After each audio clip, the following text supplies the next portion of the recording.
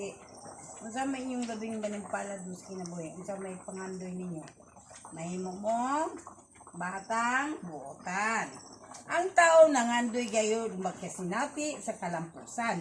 Unsa may imong gusto madako ka? Nga lampusan nimo. Mahimong pulis, engineer, unsa man imong gusto? Unsa may ngalan nimo? Pulis. Pulis ang gusto. Unsa ngalan nimo? Alden. Alden. Ikaw? Ayan. Ayan, sa imong pangandoy ayan. Kwan. Parang, kwan. Siman, wow. Ikaw, unsa may imong gusto? Sundalo. Unsa may ngani mo?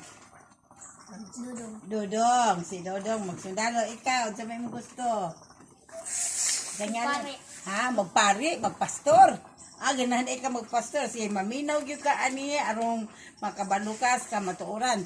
Kaning Biblia mao ni siya kamatuoran. Mao ni siya pulong sa Ginoo. Mao ni atong Ginoo. Iyang buhi nga pulong na adiri na sulat. Kay gusto ka magpastor, pagtuon jud ka ani ha. Salamat ni Lord kay gusto gyud ka magpastor. Karon atong hisgutan sa unang panahon nga ang kalibutan gigama sa Ginoo ang langit ug ang yuta. O gigama po niya si Adan ug si Eva ang unang tao sa kalibutan. O naminyo silang duha gikan sa gusok nakadungog mo ng istorya Nahimo ang una si Adan ug si Eva ug si Cain ug si Abel ang ilang anak. Karon atong hisgutan ang labing magahagi sa panimpalad sa kinabuhi.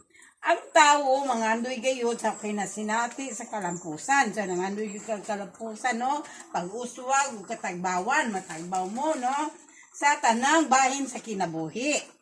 Ang iyang mga panimpalad maong pagkaplag sa mga tao nga bago nga maagi maoy ang matuod kaniya ngadto sa iyang kahimtang karon kinaplagan niya ang iyang katakos. Ang imong katakos nga mahimo kang engineer, ang sa to imo